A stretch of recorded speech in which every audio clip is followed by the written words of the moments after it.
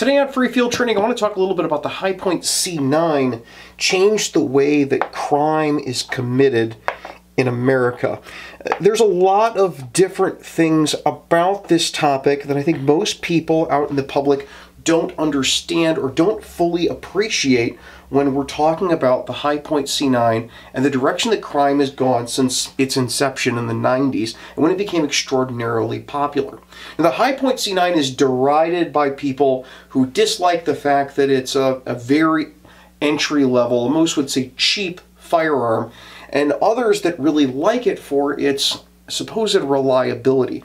Now, I am unusual in that I'm a person that owns lots of other pretty high-quality firearms, work professionally in law enforcement, and yet I own one of these guns. And the reason that I own it is because I'm a police trainer and have been for over 15 years. And I want to be able to give people good, solid information about what is essentially an OPFOR weapon, something that you're very likely to run into out on the road. And at one time, this was something that was very likely for law enforcement of all stripes to run into on the street. Today it is less likely, but the legacy of the Hi-Point C9 is still very much a part of criminal culture and gun culture inside of the United States. So we're going to talk a little bit about this gun today.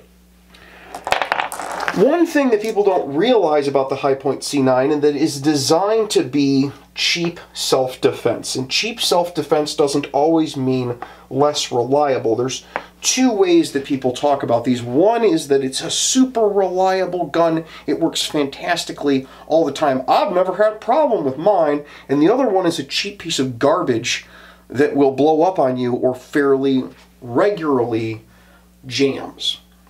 The reality of this, of course, is very much in the middle. Because the gun is cheap and the magazines for the gun are very cheap, many people think that it's going to be less reliable automatically, and that's not really true. The reliability of the Hi-Point comes down to how old the gun is, whether it has ever been cleaned, and the ammunition that you're using in it.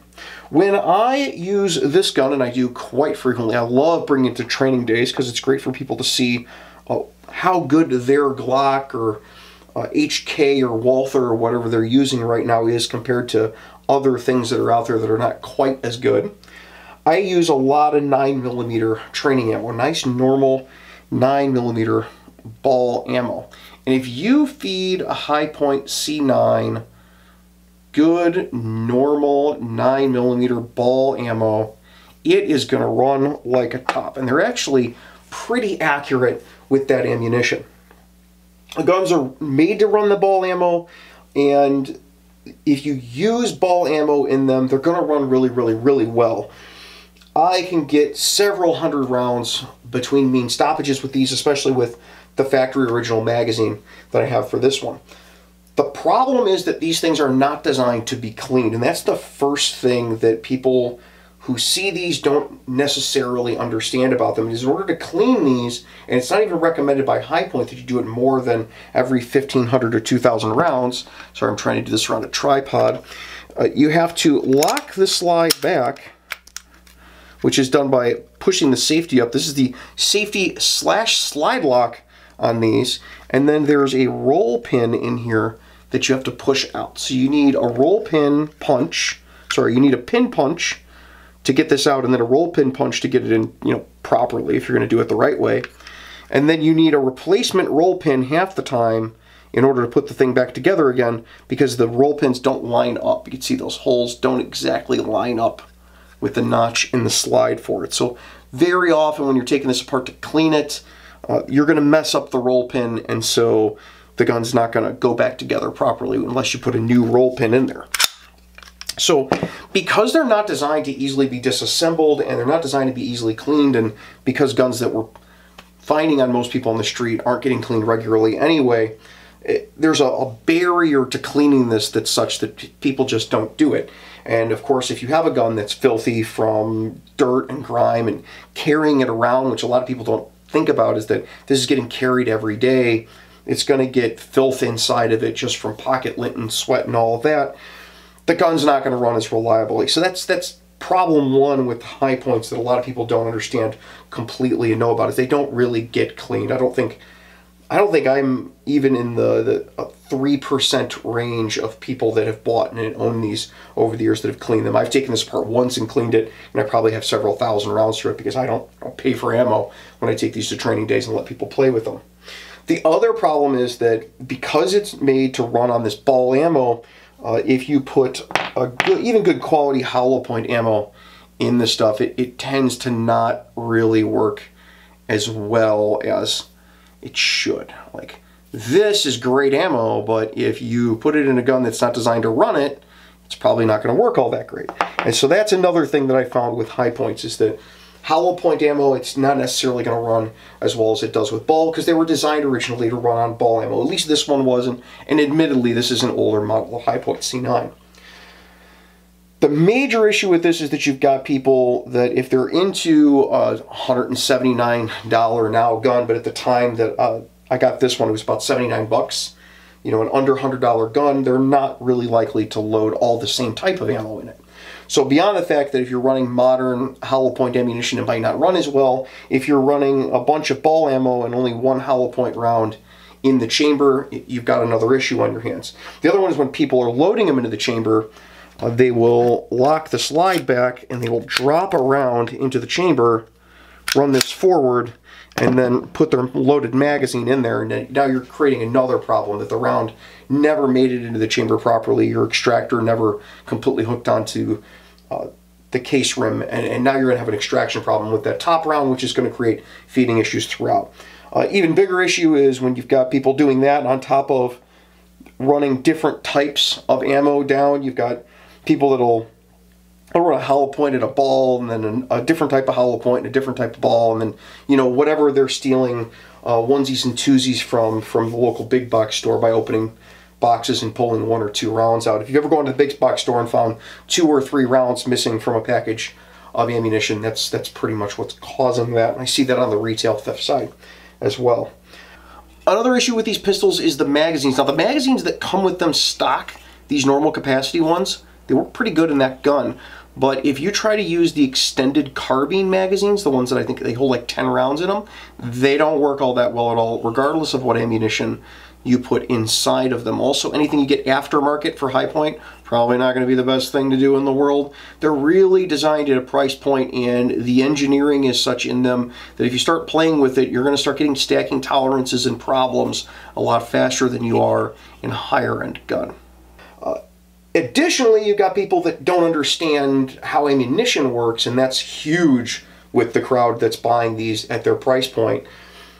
The people that don't know how ammunition works will take this gun and they will go to the store and they'll get anything that kind of looks like a 9mm round, including this one, which if you hadn't noticed until this point, this is actually for a 40.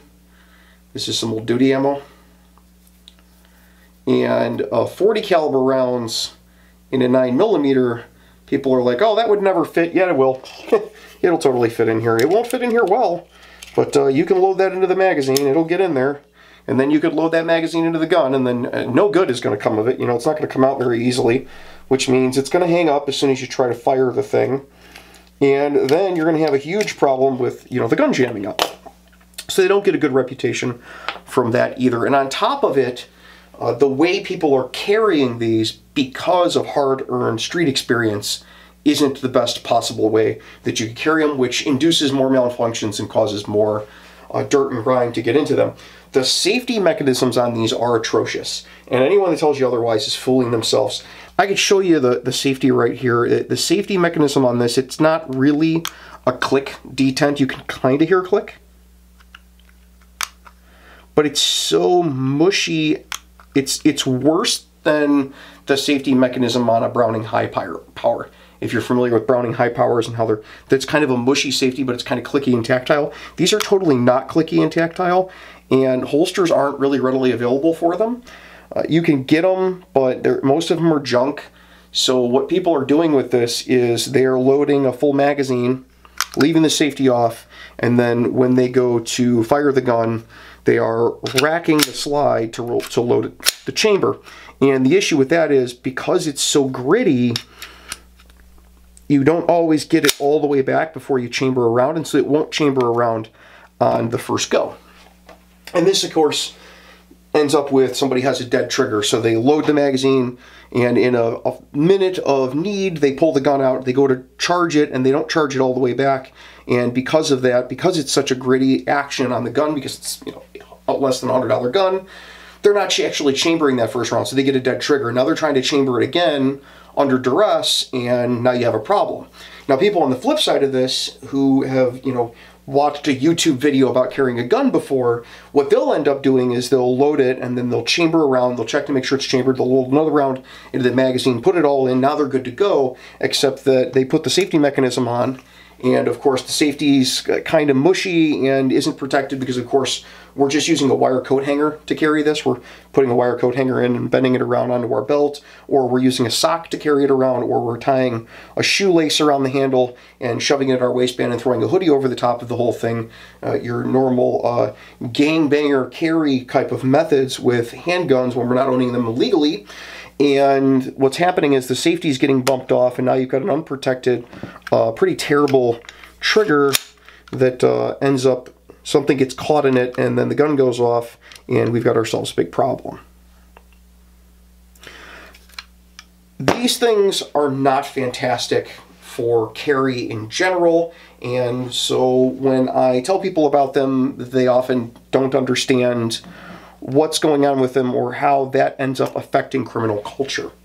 So one way that it affects criminal culture is that on a crime scene where a high point has been used, it is very normal to find, say, a couple of shell casings, maybe 5 or 6 shell casings, because you're not loading around a lot of rounds in here, and then one live round, because we are trying and fighting with chambering the gun, and we end up chambering around, but not knowing that we chambered it, or we, you know, end up with a bad trigger pull on it or whatever, and then rerunning the slide again, and then a live round comes out. So that's why we end up with live rounds out on this scene. We'll have a video in the future about shell casings on crime scenes, talking more about that. The other way this has affected criminal culture is it is really mainstreamed carrying with an empty chamber. Because just because they don't make the best life decisions doesn't mean that hard-earned experience hasn't taught them a thing or two about not getting hurt. So when your uncle ends up putting a hole through his nutsack or through his right thigh because he was carrying with a round in the chamber with a high point, you very quickly learn, oh, no, you don't chamber this thing until you're ready to rock and roll. And so you've got people running around with empty chambers all the time. So that is one way that it has affected a crime in the United States. Very often we find video surveillance of people pulling a pistol out, chambering around, and then going to work. Or walking into the convenience store, pulling the pistol out, chambering around, walking to the store with the pistol already in their hand as they walk in, chambering it. A lot of people think that that's bravado, but I've seen enough people who've run around down their leg because they were screwing around with a high-point C9 or carrying it around when they shouldn't have and didn't really know anything about them. And I'm pretty sure that that's where that's coming from, not really the bravado 1980s action movie vibe that a lot of people attribute it to. Of course, there's the regular issue of people saying that this is a Glock, so this is what a Glock looks like. That's what that looks like. I guess if you squint real tight, you could kind of confuse them. But it's more, people talk about it's a Glock, and they're talking about it's that type of gun. It's a black semi-automatic pistol. It's just kind of the nomenclature, kind of the street slang for it is that that's a Glock, even though it's really not. That's another way that it's affected the culture. When I go on a crime scene and people say, oh, what kind of gun did he have? And they go, oh, he had a Glock. He was a Glock. It's a black semi-automatic handgun. We talked very similar things about people talking about pickup trucks. Every pickup truck's an F-150 in this video up here. You can hear more about giving descriptions on calls and how we could interpret those and communicate better so we don't have those same types of problems on scene. Now, this is in no way to deride the high point or anybody for whom this might be their best defensive option. I can already see the comments coming in down below about, hey, he's saying I've owned a high point and I love a high point, and the high point's great and it's more reliable and yada, yada, yada, yada, yada. For all of you people who this is the best thing that you can afford and you put the time and effort into learning how to safely use these things, how to clean them, how to carry them, how to use them in a way that is safe and reliable for you, I have no problem with that. I think everybody should have the option to defend themselves the best way they possibly can, and I've said that before on the channel. However, this has affected the way that criminals carry guns, use guns, the way crime is committed, and how we deal with things on crime scenes like those live shell casings. Even in circumstances where this wasn't the gun involved, you can normally tell that somebody cut their teeth on a Hi-Point C9, or someone in their family or friend group did, based upon that one live round that you find on the scene. So that's the Hi-Point C9, an honest owner's review, even if I didn't buy it for its intended purpose of shooting out the window of a Chevy Impala at 3 o'clock in the morning. I have put plenty of rounds down the range with this thing. I'm very familiar with how bad the trigger is, and that it can be reliable if it's fed good, reliable ammo from factory magazines. That is your free field training for this week. It's some field training that you would actually get if you were sitting in the car with me out on the street. Until next week, you guys be safe. Take care of each other. That's been your free field training for today. While you're here, check out one of the other videos that we made, or down here, subscribe so you can see more. Or you could check out Patreon, where you can see how you can get your name put on the videos, like all these fine folks over here. I'll see you guys next time.